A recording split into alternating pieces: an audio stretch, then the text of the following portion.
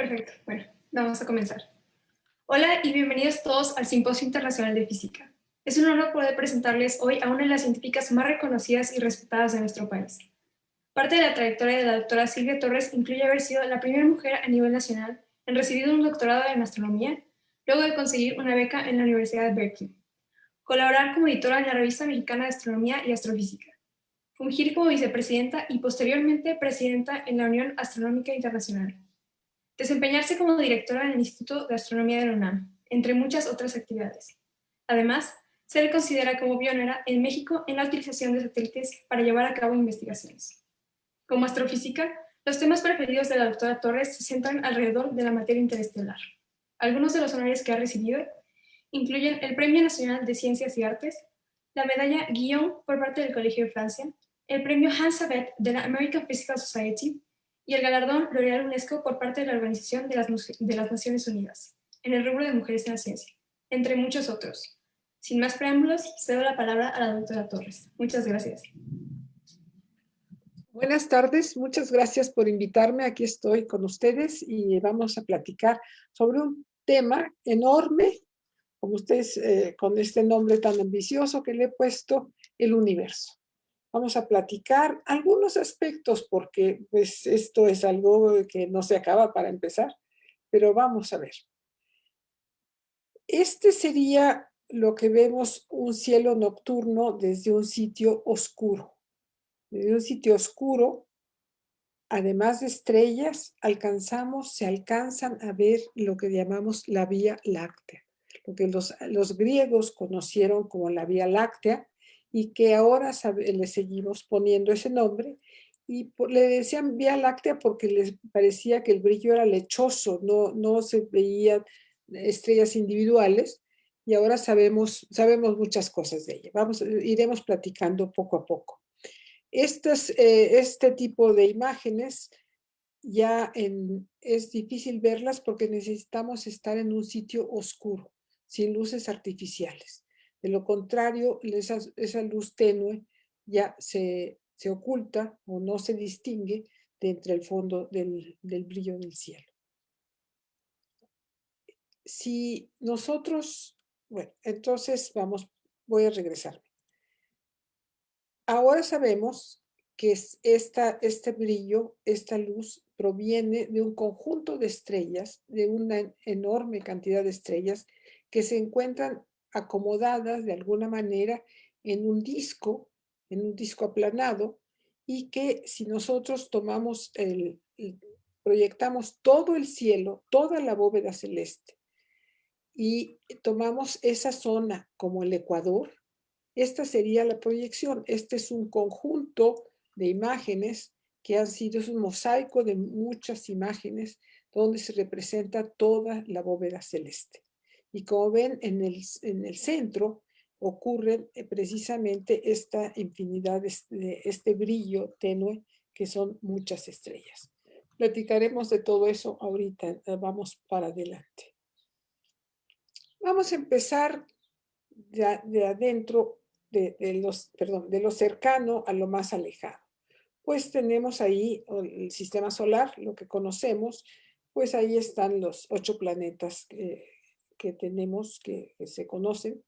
Y aquí es una imagen de las órbitas de los planetas menores, de los planetas enanos. Y aquí tenemos los círculos azules serían los planetas externos. Esta nube es el cinturón de Kuiper, que son una gran cantidad de cometas y de cuerpos pequeños. Y aquí estamos representando algunas de las órbitas de los planetas enanos que ahora desde hace rato ya se conocen. Aquí les pongo una fotografía, una imagen compuesta de los mayores cuerpos, de los mayores planetas enanos y cuerpos transneptunianos, es decir, están más allá de la órbita de Neptuno, nada más para decirles que está muy poblado todo nuestro sistema solar. Es todo lo que voy a conversar sobre el sistema solar y nos vamos a ir cada vez más lejos. Podemos irnos a un grupo de estrellas, por ejemplo, las Pléyades, que es una familia de estrellas que está relativamente cerca y que es, por cierto, esa las vemos a simple vista en el cielo de invierno, ya seguramente todavía están visibles, y que se ven como un manchoncito brillante. Algunas personas con muy buena visión alcanzan a ver hasta 5 a 7 estrellas individuales. Yo ni con anteojos alcanzo a ver más que el manchoncito brillante, las Pléyades. Están en la constelación del Toro.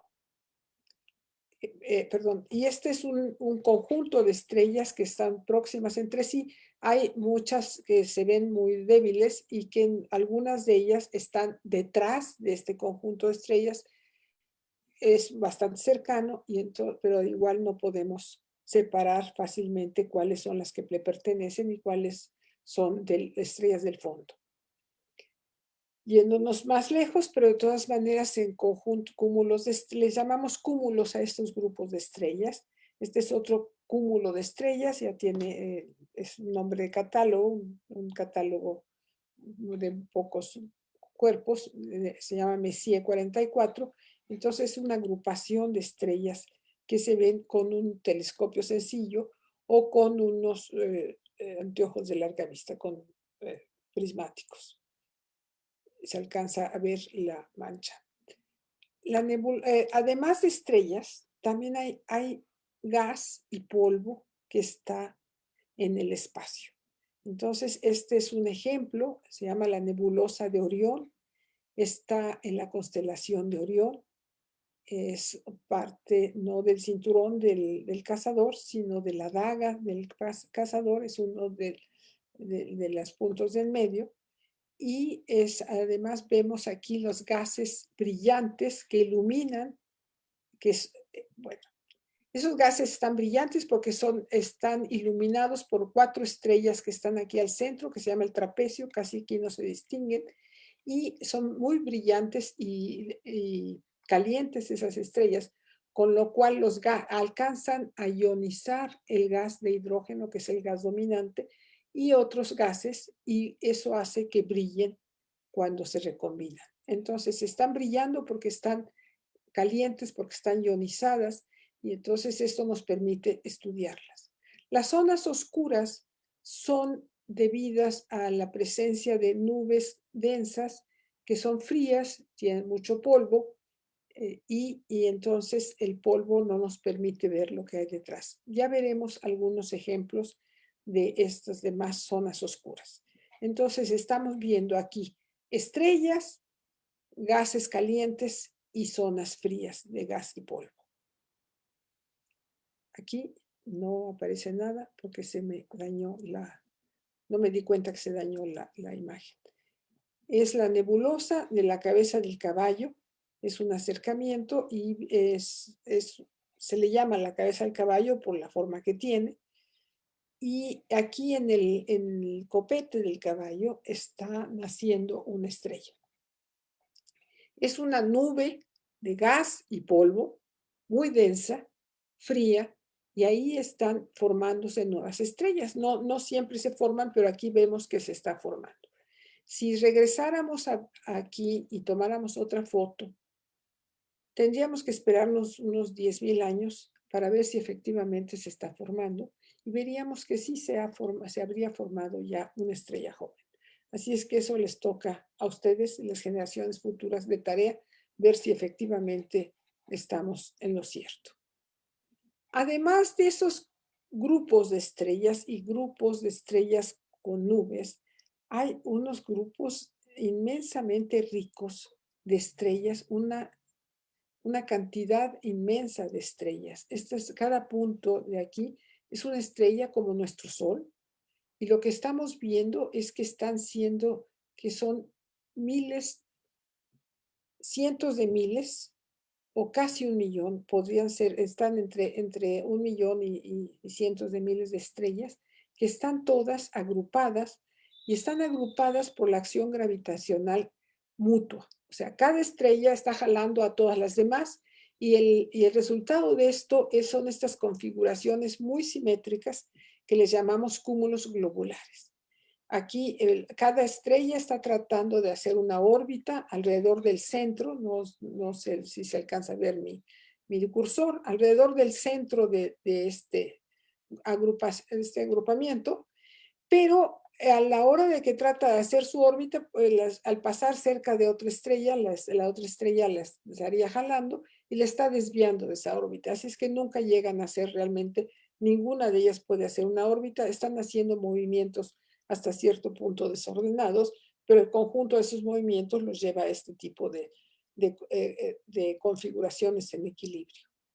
Este es otro de los cúmulos globulares, son en nuestra galaxia, que ya platicaremos ahorita, hay alrededor de 150 de estos sistemas. Este es otro de esos sistemas, pero este es un acercamiento al centro que solamente se logra este detalle con el telescopio espacial.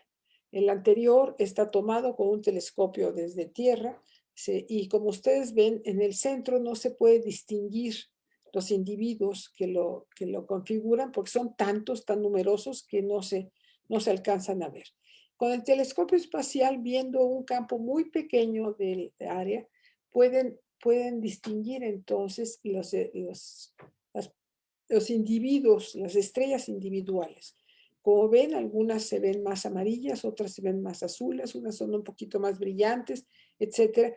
Y aquí arriba a la derecha hay una nubecita y ahorita les platicaré de qué es. Es una estrella que hace poco arrojó gases al espacio y que están todavía rodeando a esa estrella. Entonces, aquí vemos mucho más detalle de estos individuos. Otra imagen más de los cúmulos globulares. Este está a colores y también, como pueden ver, pues es una maravilla. A mí me encantan y por eso les pongo muchas imágenes de estos objetos. El M15 es el que hicimos el acercamiento. Bueno, el que se tomó la imagen con el telescopio espacial y que es la que les presenté. ¿Cómo pensamos que se forman las estrellas? Pensamos que las estrellas se forman de nubes grandes, de nubes de gas y un poquito de polvo, pero el gas principalmente, y que por la acción gravitacional de cada una de las partes de esa nube, se contrae, está pesando, está siendo atraída por las demás partes de la nube. Pero al contraerse, si tenía un poquito de giro, al contraerse hace un giro mucho más rápido. Entonces tiene aquí un problema porque por un lado, la acción gravitacional le está pidiendo a los gases que se contraigan, pero por otro lado el giro les impide que sigan contrayéndose. Entonces la manera como la nube resuelve este dilema es formando un disco, un disco que es el que mantiene el momento angular. Si ustedes son ingenieros físicos, están estudiando eso, saben lo que es el momento angular y ese se conserva, es una cantidad que se conserva. Entonces el disco está conservando el momento angular y la parte central es la que se contrae.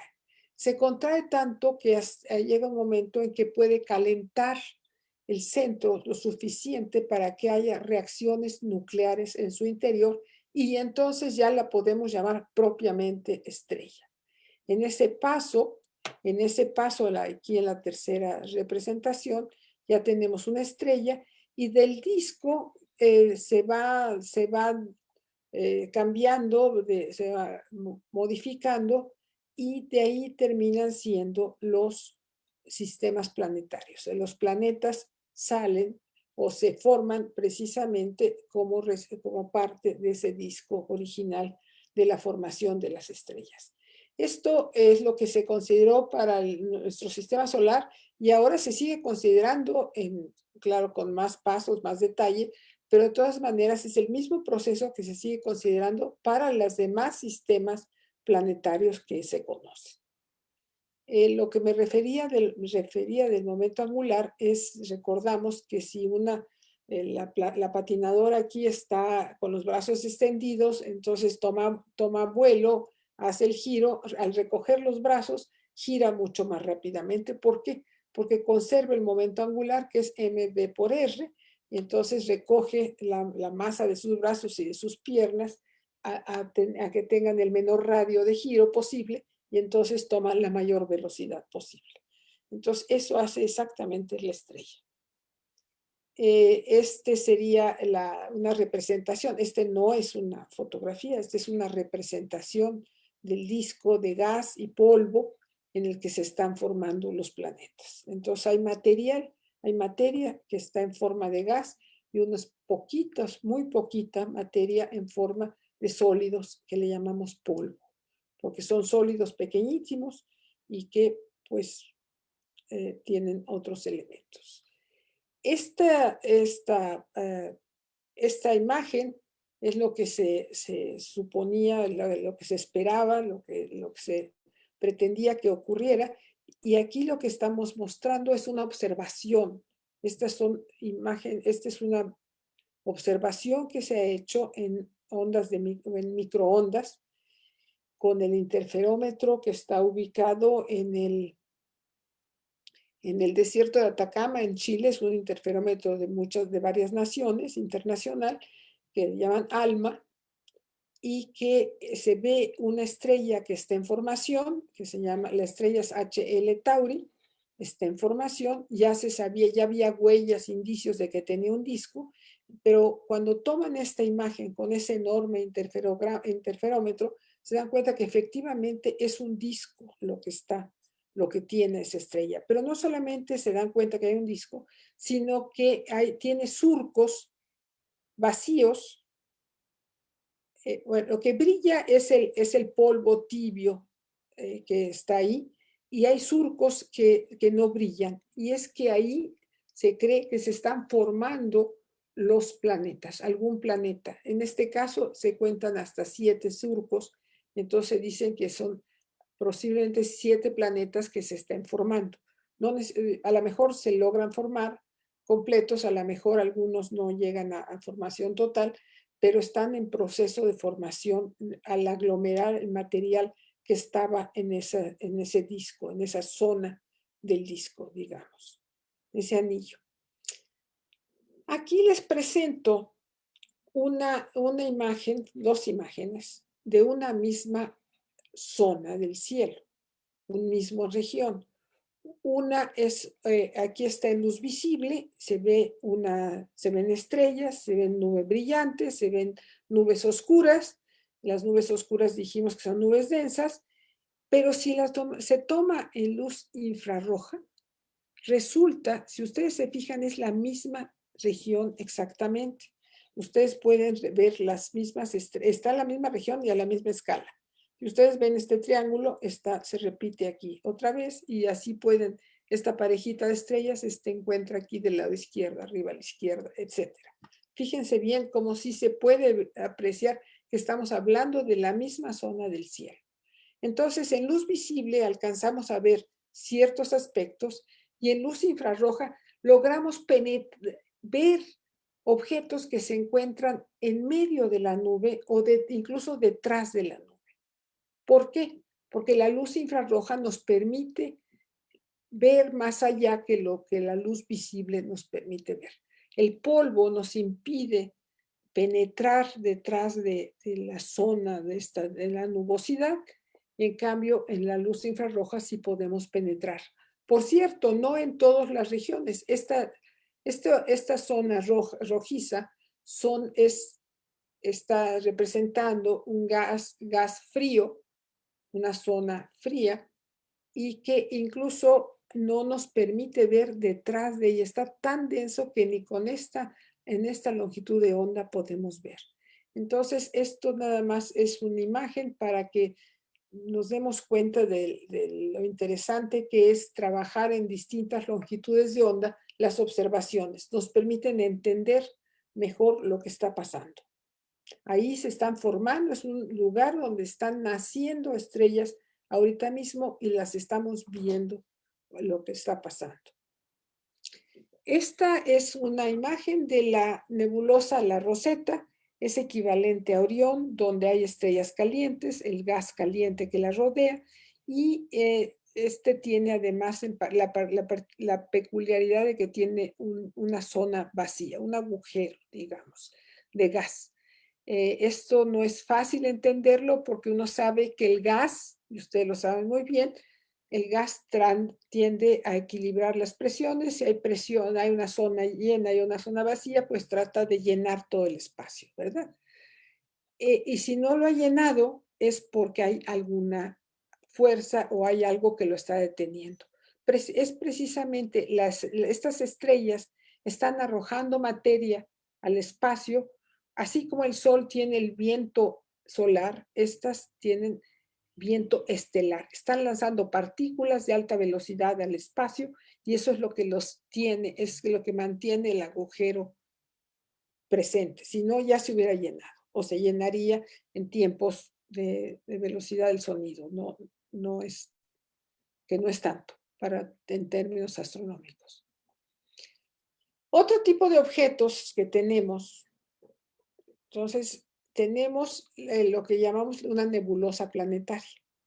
Esta es una estrella que es semejante al Sol, que una vez que terminó su combustible, se le acaba el combustible, no sabe qué hacer y termina rompiéndose, fragmentándose de la siguiente manera. La parte central se concentra enormemente y la parte externa se evapora, se le va, se aleja.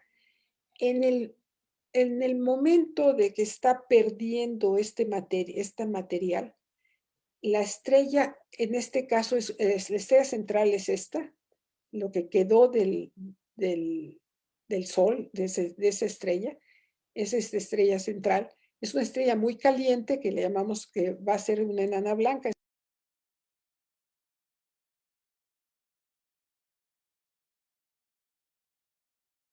Mi audio, perdón, aquí ya no sé dónde me perdí. Bueno, entonces tenemos una estrella como el Sol que terminó su combustible y que se fragmenta. Y que se fragmenta perdiendo las partes exteriores al espacio y reteniendo la parte central en forma mucho más condensada, en forma de enana blanca. Durante este proceso está muy caliente la estrella, entonces puede ionizar el gas. El gas está suficientemente cerca que se vea, que lo podamos percibir, lo podamos detectar. Y esta es una fase transitoria. Pasado un cierto tiempo, la estrella misma se va a enfriar, el gas se va a alejar porque es un gas que ya no va a regresar a esa estrella, se aleja y entonces se diluye, se va a ver más tenuemente porque se va a alejar a mayores volúmenes y por lo tanto la superficie que veamos, el área, el brillo superficial que tengamos disponible va a ser mucho más tenue y no lo podamos distinguir, no lo podremos distinguir del fondo del cielo y por lo tanto son fases interesantísimas. Es de una estrella que recientemente se fragmentó. ¿Qué tan recientemente? No sabemos exactamente, pero pensamos que alrededor también de 10,000, 50,000 años son los tiempos característicos para este tipo de objetos. Este me emociona mucho, es el tipo de trabajo, de objetos con los que yo trabajo y, a ver, vamos a ver, hazme caso. Este es otro objeto equivalente, es otra nebulosa planetaria, es equivalente, pero tomó otra forma. No sabemos a qué se debe que tomó otra característica. El anterior está muy bien portado, muy formal. Este está pues muy bello y le llamamos el esquimal porque como ustedes pueden ver, se le ve la capucha al esquimal, la capucha de pieles se le ve con lo que se cubre. Esta es la estrella central que arrojó estos gases al exterior. Hay otro ejemplo más. Ya no puse más ejemplos, qué mal. Debí de haber puesto más ejemplos. Esos son mis consentidos. Pero en fin, hay otros casos donde las estrellas arrojan materia al espacio. Es el caso que llamamos la supernova. Entonces, aquí tenemos el ejemplo de una supernova que se llama el Cangrejo. Es una remanente, es un residuo de una explosión que ocurrió en el año 1054 en julio de 1054. Ya se me olvidó la fecha porque fue hace mucho tiempo. Y bueno, fue en julio de 1054 y lo reportaron los astrónomos chinos. Los astrónomos chinos sí vieron la estrella que estuvo visible durante varios meses y luego se fue amortiguando, atenuando hasta que ya no lo es visible estoy diciendo visible a simple vista. En el año 1054, por supuesto que estaban trabajando a simple vista. Los europeos no reportaron esta supernova y todavía no entendemos por qué a qué se deba que no hubo ese reporte. Como repito, la estrella duró en el brillante en el cielo varios meses. Una estrella que no estaba antes aparece y luego se va atenuando. Estuvo varios meses, por mucho de que el cielo en Europa esté muy nublado, pues no se entiende, no se justifica que no haya reportes. No sabemos si fue porque les dio miedo reportar que en el cielo había un cambio y eso estaba en contra del dogma, o quién sabe qué pasó. Pero el chiste está aquí. Los astrónomos chinos dijeron dónde estaba, pusieron un dibujo. Nosotros ahora sabemos que ahí está esta nube. Es más, todavía en el siglo XVIII estaba mucho más brillante y en el catálogo Messier le pusieron el número 1. Era uno era uno de los objetos brillantes que se podía ver ya con telescopios bastante limitados. Entonces, estaba brillante, ahora ya no se alcanza a ver así. Se necesitan grandes telescopios para ver la remanente. Y es una estrella de gran masa que otra vez al terminar su evolución, al terminar su combustible, explota, pero explota violentamente y casi se rompe totalmente, no totalmente, se quedó un residuo, una estrella muy compacta que se llama, que es una estrella de neutrones, es una de estas dos, creo que es esta, nunca me acuerdo cuál de las dos, creo que la que está hacia abajo, y es hacia el sur, y entonces es la estrella de neutrones, que ahora sabemos que es estrella de neutrones, pulsa, tiene emisión de rayos X, en fin, todavía ahí vemos la estrella que está ahí. A ver, todavía regresando a esto, estos gases que arrojó la estrella ya están muy modificados. La estrella se formó inicialmente de hidrógeno y helio y los fue modificando en su interior. Como se rompió casi totalmente, entonces arrojó material que no existía antes, bueno, existía en forma de hidrógeno, pero ya hizo transmutación de los elementos, ahí se forman los nuevos elementos químicos y entonces los arroja al espacio y estos se distribuyen por todo el espacio. Aquí estamos observando un residuo, una remanente de una otra supernova que fue observada en el año 1572 por un astrónomo danés muy importante, Tycho Brahe, que tiene, por cierto, poca promoción, no, sus relaciones públicas andaban mal y no ha pasado mucho a la historia, pero fue muy importante, fue el último de los observadores sin telescopio, pero de muy alta precisión. A partir de las observaciones de este astrónomo fue que Kepler pudo determinar que la órbita de Marte no se podía ajustar a un círculo, sino que tuvo que recurrir a la figura de elipse, Kepler. Pero Kepler no fue el observador fue Tycho Brahe. Bueno, esta es la supernova la reportó Tycho Brahe en 1572 y esta es una imagen en rayos X de ese remanente que ya se extendió, ya se está extendiendo, como es muy joven, pues tiene apenas, ¿cuántos años? 500 años, un poquito más, y pues todavía está muy compactita, pero ya se está extendiendo a mayores y mayores distancias, mayores volúmenes, digamos. Y lo que estoy diciendo es que ahora sabemos que de las estrellas, bueno, que las estrellas se forman a partir de nubes de gas y polvo y que las estrellas, cuando pasa su evolución, sus propios procesos interiores, se rompen y algunas se rompen, otras no se alcanzan a romper y se lo lanzan su materia que estuvo en el cuerpo de la estrella, lo lanzan al espacio que va a dar lugar a nuevas estrellas. Entonces, este es un proceso muy interesante que nos interesa mucho seguir con cuidado. Seguimos nuestro relato del universo. Entonces, ahora pensamos que conocemos cómo es nuestra galaxia, cómo es que está organizado este conjunto de estrellas que dijimos que eran muchas estrellas que estaban en un plano. Está en un plano, en un disco, una tortilla, un huevo frito, digamos, extendido.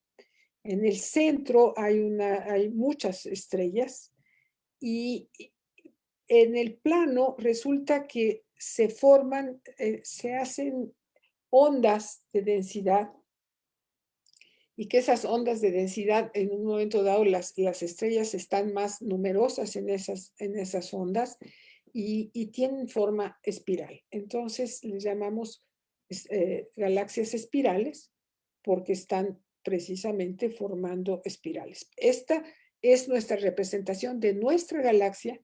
No sabemos si sea cierto, no sabemos si sea exactamente válido, porque no podemos fotografiar nuestra galaxia. No podemos salirnos fuera, si con trabajos se han lanzado unos cuantos naves fuera del sistema solar, pues imagínense salirse fuera de la galaxia. No, es imposible. Pero a partir de ver otras galaxias y a partir de las observaciones que tenemos desde donde estamos situados, entonces eso es la reconstrucción. Y por eso siempre pongo, cuando es reconstrucción, se pone dibujo para que se sepa que no es fotografía, no es una fotografía. Entonces, está hablando de cómo sería nuestra galaxia, pues está diciendo que sería un plano, estaría aplanada así, y si la viéramos de perfil, posiblemente la veríamos así, de una extensión de 100.000 años luz, de extensión total, una extensión vertical, pues de ahí dice 3.000 años luz, la parte ya más grande, pero si ustedes se fijan donde están el montón de estrellas es mucho más pequeño, mucho más angostito, está bastante plano y está dibujado el centro de la galaxia. Estos bolas grandes, estos disquitos grandes aquí, es para representar dónde se ubican los cúmulos galácticos, los cúmulos globulares, estos numerosos tan hermosos que les mencioné yo.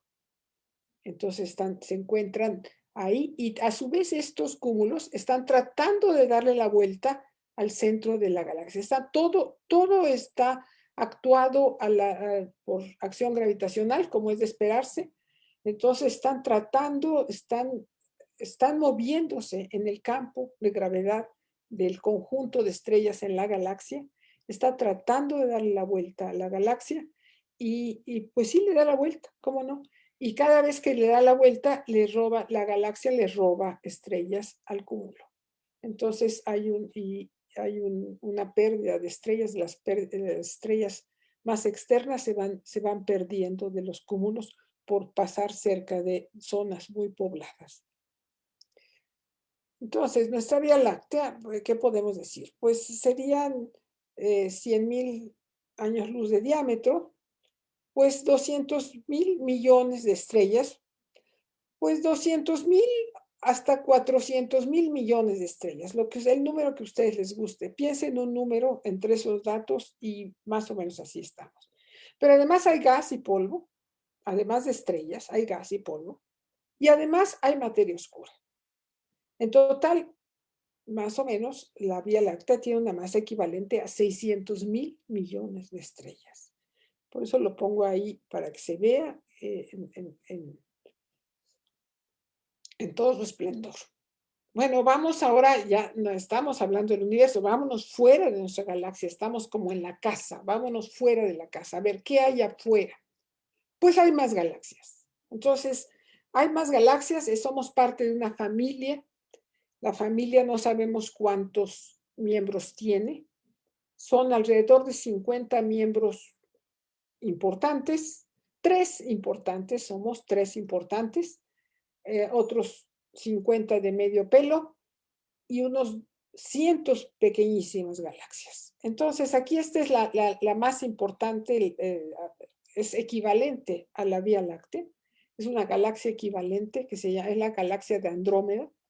Esta es también galaxia espiral, la estamos viendo pues de 3/4.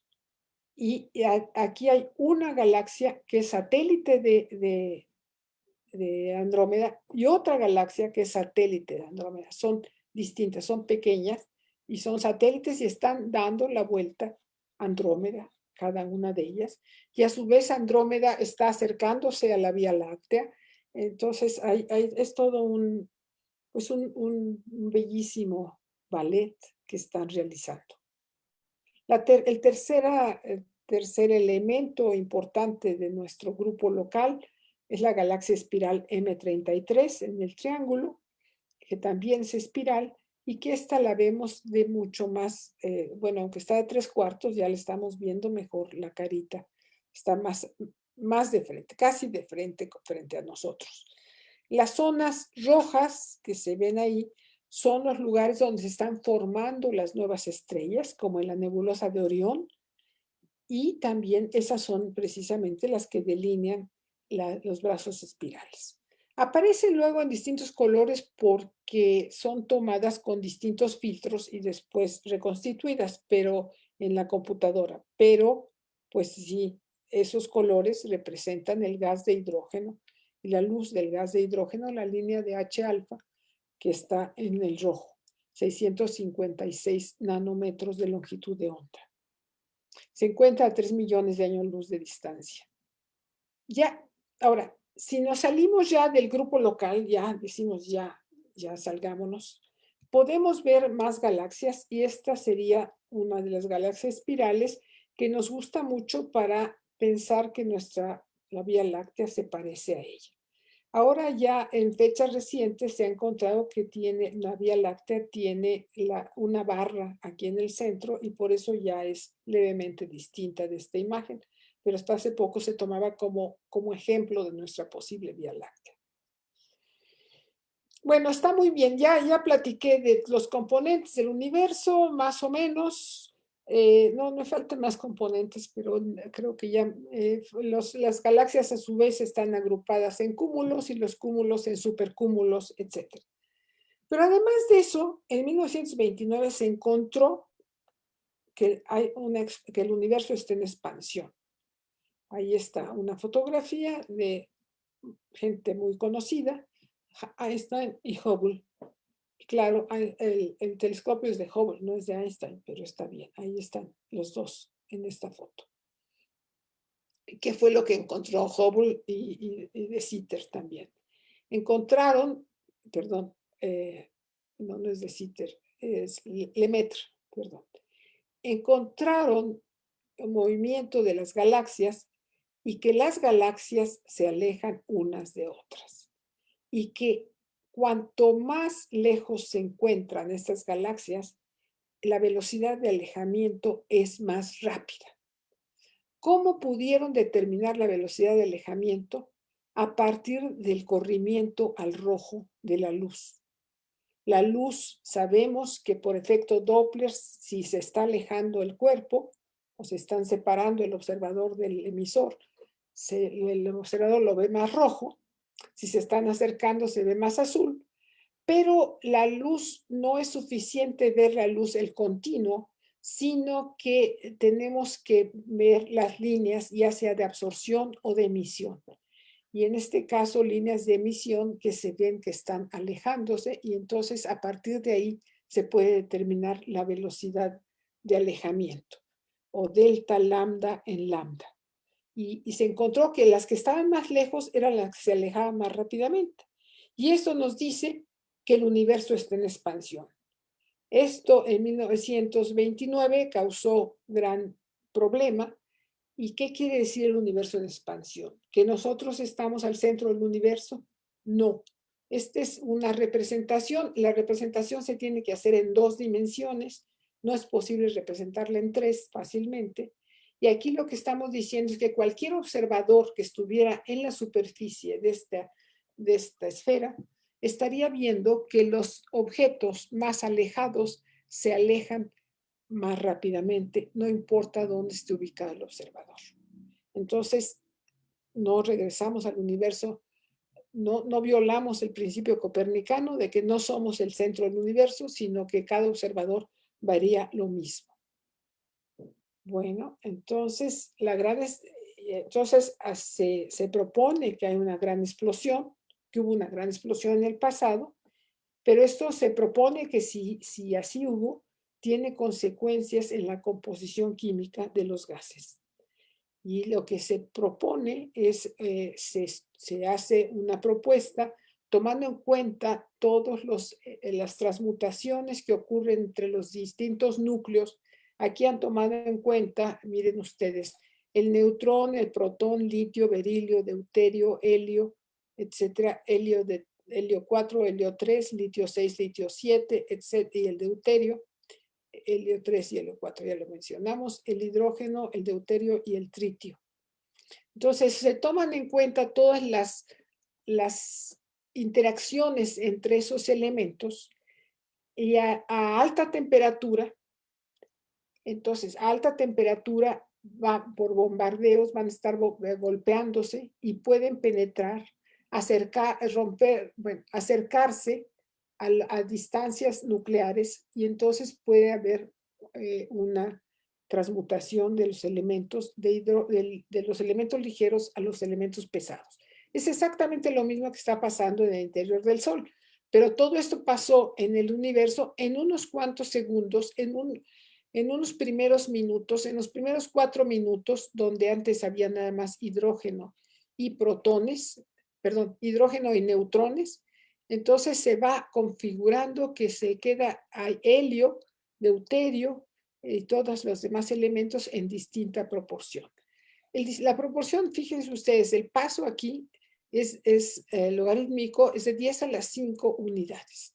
Entonces, de aquí a acá, esta distancia es un factor de 10 a la 5, y por lo tanto, en realidad lo único que queda es lo que está hasta arriba, que es hidrógeno y helio. Las primeras estrellas se formaron de hidrógeno y helio.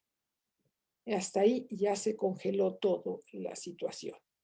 Entonces, pero ahora sabemos cuál es la proporción de elementos en el sistema solar, y por lo tanto, y nosotros sabemos que los únicos elementos que se formaron al inicio de la gran explosión son estos: hidrógeno, helio, litio, berilio y boro, pero con una proporción bajísima.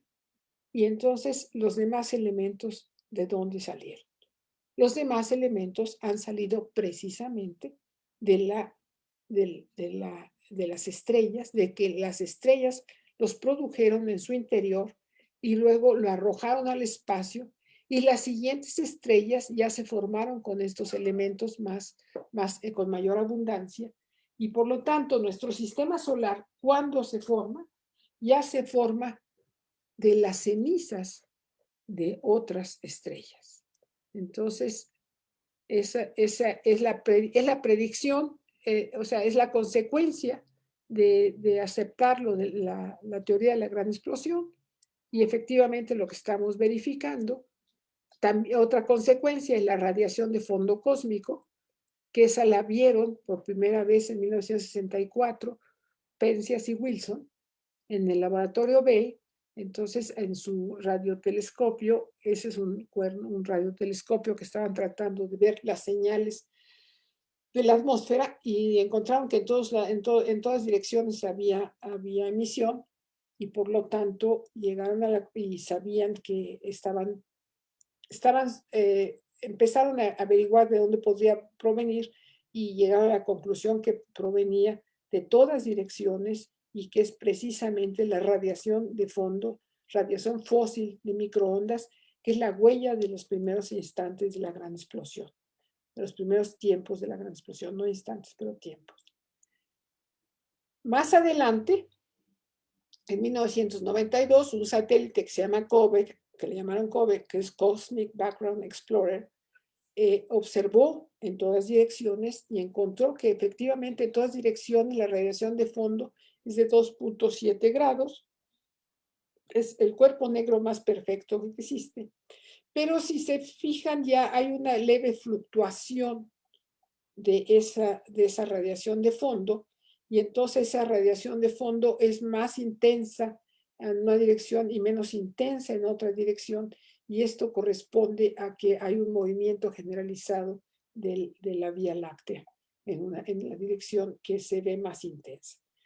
Lo corrigen por el dipolo, y entonces ya miren ustedes, esto es 2 Kelvin, y esto ya son 18 microkelvin,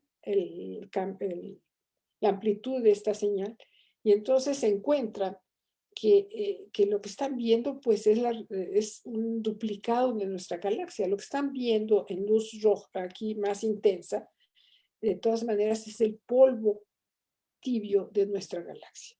Entonces lo corrigen y encuentran que esta es la radiación de fondo en microondas del universo. Esto es muy importante porque esto nos da idea de las fluctuaciones del inicio del universo y que de ahí se formaron las galaxias. Si no, no encontramos cómo se puedan formar las galaxias, cómo se pueden haber formado las galaxias. Pero esto no es suficiente. La distancia entre máximos y mínimos o la resolución angular que tiene esta imagen es de 7 grados, y eso no es suficiente para entender lo que observamos. Entonces hacen esto, por cierto, aquí están los dos físicos, astrónomos, astrofísicos que hicieron el experimento y que pues fueron receptores del premio Nobel, con lo cual nos da mucho gusto. Para verificar si el experimento COBE estaba correcto, se lanzó otro experimento que se llamó WMAP, porque es Wilkinson no sé qué, en 2003, y este es el resultado que saca WMAP. Y las fluctuaciones son de millonésimas de grados de Kelvin, y las fluctuaciones, estamos viendo ya que el detalle que está viendo es ya mucho más preciso que lo que veía el COBE. Pues no contentos con esto, algunos años después, el grupo Planck lanzaron otros satélites, ese grupo europeo lanzó un satélite en 2013 y encontró exactamente lo mismo que el anterior, pero con más detalle. Miren ustedes, aquí se representa que están encontrando lo mismo, están encontrando lo mismo que encontró COBE, pero con mucho más detalle con WMAP y muchísimo más detalle con Planck. Entonces, ya ahí, no sé, está difícil superar esas informaciones, pero esta es todo esto son confirmaciones de que la teoría de la gran explosión es válida y se aplica. Y entonces las evidencias son de que ocurrió la gran explosión, son entre otras, pero las más importantes han sido la explosión del universo, la abundancia de los elementos ligeros y la radiación fósil que se observa. Por otro lado, se ha observado que hay materia oscura, y esto se ha observado por medio de movimientos y por lentes gravitacionales. Los movimientos es que la velocidad de rotación de las galaxias, de una de las galaxias, si se toma la velocidad de rotación de las estrellas alrededor del centro, se esperaría que conforme se alejan del centro, pues ya estarían ya reconociendo que toda la masa estaría concentrada en el centro y ya estaría un comportamiento esperado como la ley de Kepler en el caso del sistema solar. Pero resulta que la velocidad, conforme la distancia aumenta, no logra disminuir. Entonces quiere decir que hay más masa que la que vemos, y a eso se le llama materia oscura.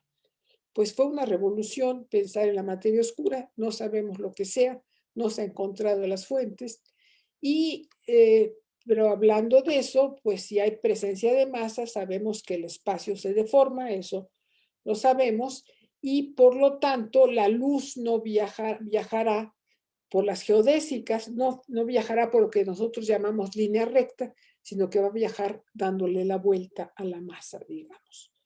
Entonces, esto es lo que vemos, una observación de una galaxia que está aquí en la dirección, en una observación hacia una galaxia. Resulta que hay un cuasar perfectamente alineado detrás y entonces la luz al llegar hacia nosotros se deforma por la masa de esa galaxia y se produce este efecto de lente gravitacional.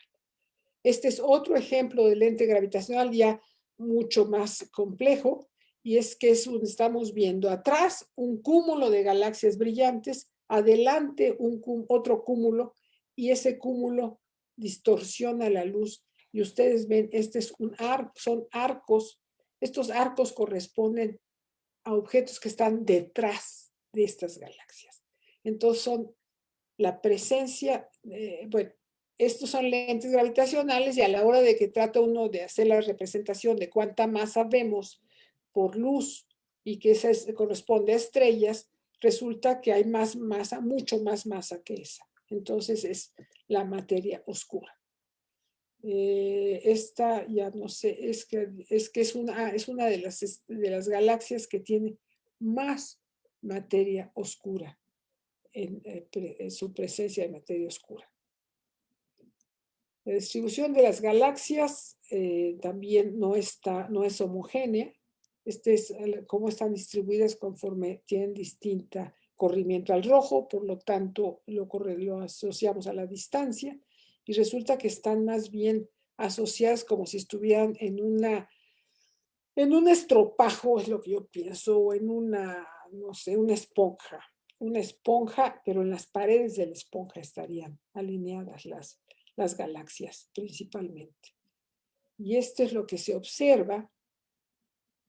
Bueno, esto es lo que se observa representado en un plano y esto es lo que se observa representado en dos dimensiones. Distinta representación y los colores es para decirnos que son las que tienen distinta velocidad radial. Entonces, las de la misma velocidad radial como que se encuentran alineadas en figuras, a ver, como que diríamos, en unos hilos, en unos filamentos. Ese sería lo que estamos encontrando. Este es una representación de una simulación numérica para entender cómo se ha formado el universo a partir de fluctuaciones iniciales y dejando correr son miles de millones de puntos masa que están interaccionando unos con otros gravitacionalmente. Entonces aquí se representa cómo empieza su sistema, no es exactamente el tiempo cero, pero cómo gradualmente se va agrupando en filamentos. Y entonces este ya lo teníamos. ¿Y qué pasó? Entonces, eso no es todo, eso sería la descripción del universo, pero eso no es todo. El universo se expande aceleradamente. Esto es tremendo. Y aquí lo que estamos viendo es que no solamente la expansión ocurre, sino que además está todavía más acelerada. Esto nos lleva a tratar de imaginarnos de qué está hecho el universo. Y entonces aquí está representado que el 4.9% está hecho de materia ordinaria, el 26% es de materia oscura y el 68% de lo que han llamado energía oscura, que es precisamente eso que hace que el universo se acelere. Como ven, hay mucho tema, cada uno de estos pequeñas representaciones, nos podemos platicar muchísimo de ello, pero creo que aquí podemos hacer un resumen, que la gran explosión ocurrió hace 13.800 millones de años, es lo que ahorita pensamos, puede ser equivocado, pero parece que eso es lo correcto.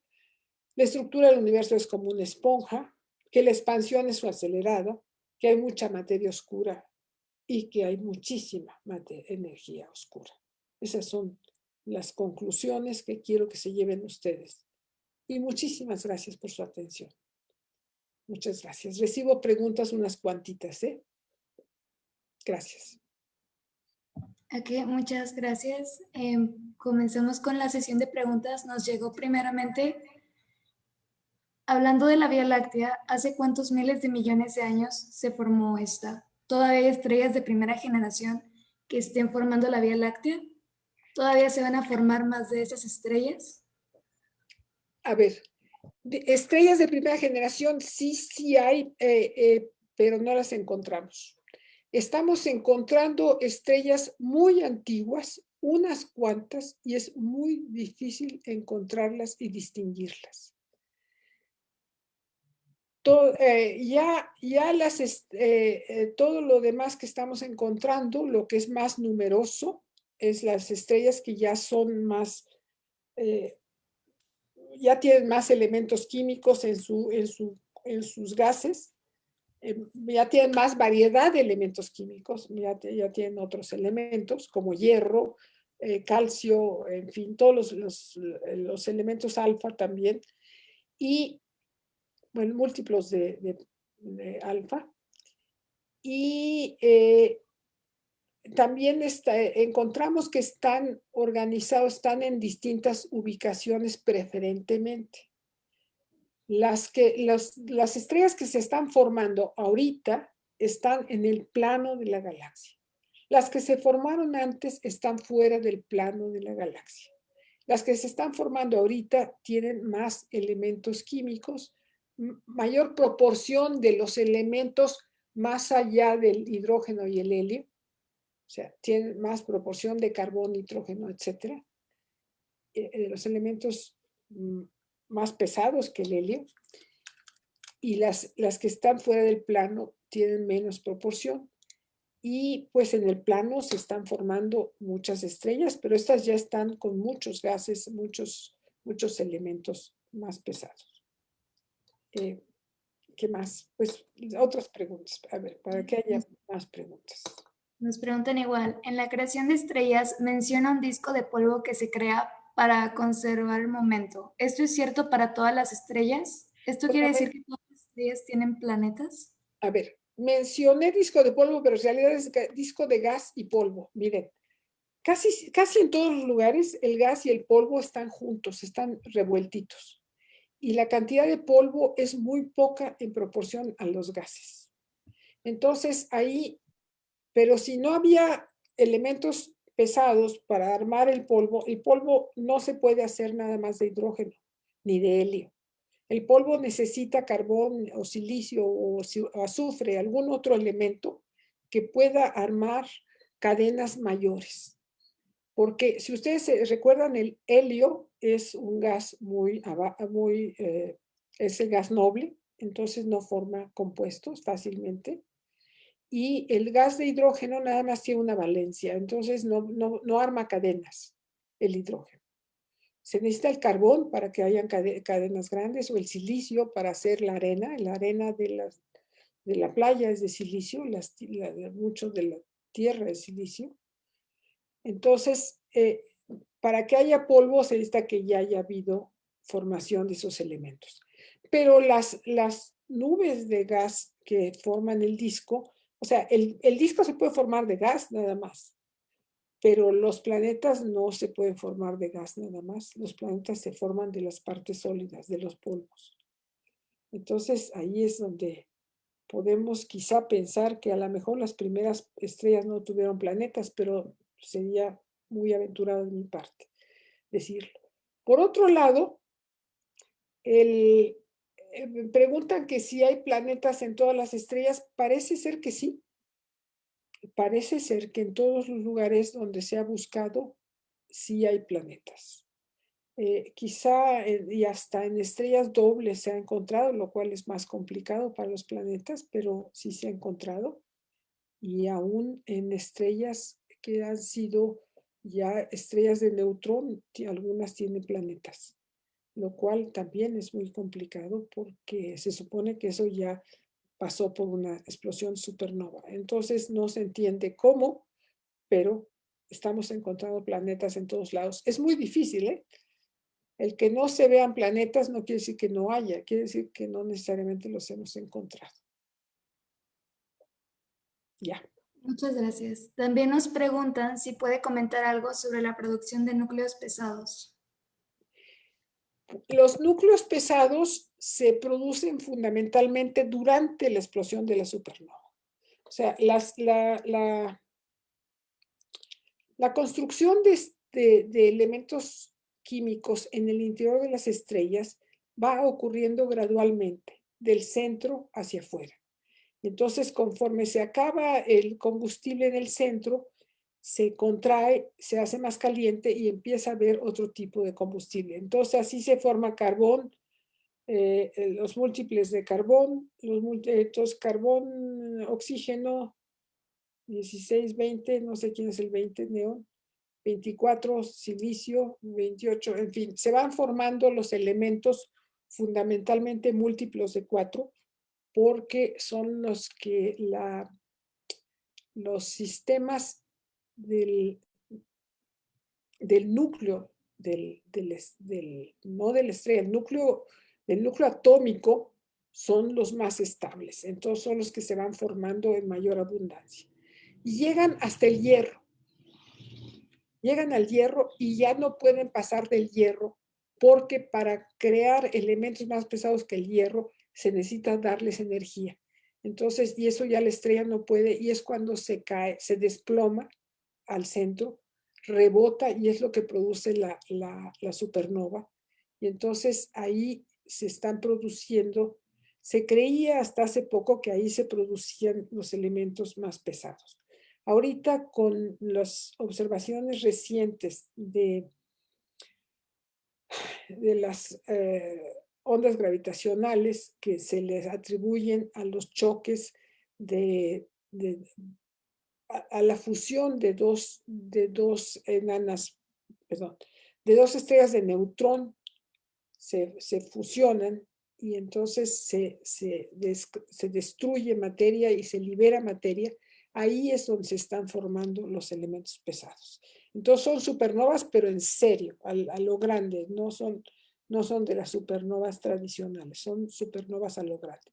Y ahí es donde se están formando los elementos pesados más pesados que el hierro. También en las supernovas tradicionales se están formando. Nosotros vemos ahí la formación de elementos pesados, pero creo que la mayor se atribuyen mejor ahorita a los otros eventos.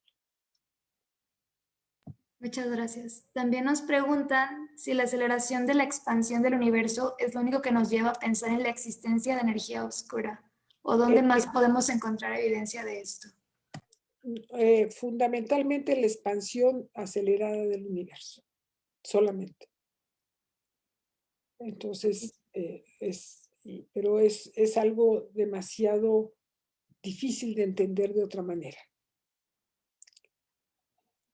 También una pregunta personal que le hacen, si le hubiera gustado ser astronauta.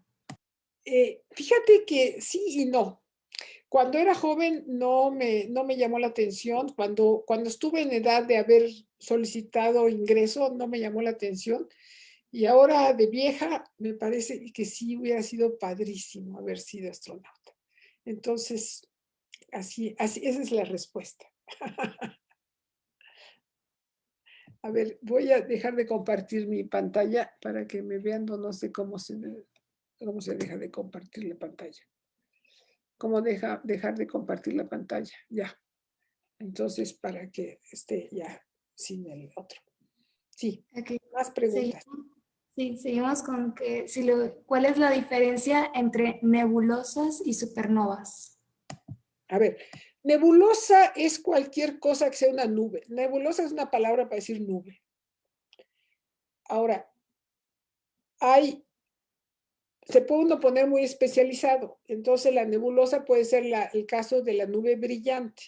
Pero la nube brillante por la luz ultravioleta de una estrella caliente. En cambio, la supernova la remanente está brillante por otros fenómenos, está brillante porque golpea por el choque con o sea, la onda de choque es lo que está haciendo que se caliente y que se ionice.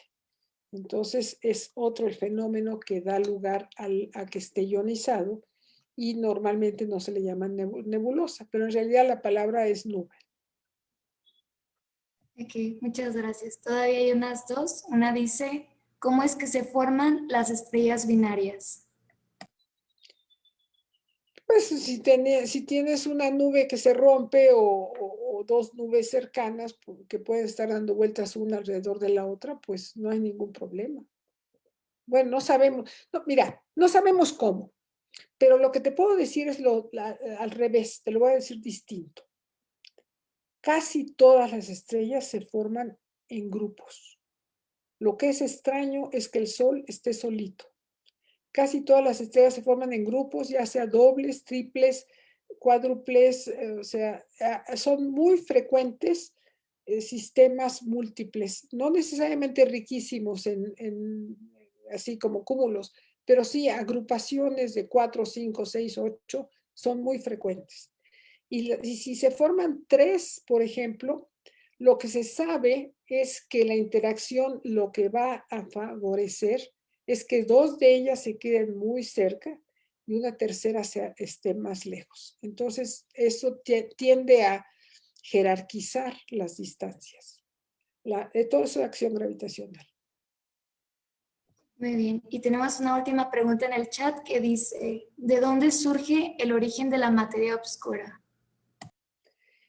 El origen de la materia oscura les platicaba que surge de que en las galaxias espirales, al medir la velocidad de rotación, cómo va girando las estrellas, eso se puede medir observacionalmente, resulta que en lugar de disminuir a una cierta distancia, tendría que disminuir en proporción a cuánta masa hay adentro de esa órbita que está realizando. O sea, acuérdense que lo que ve la estrella es la masa interior.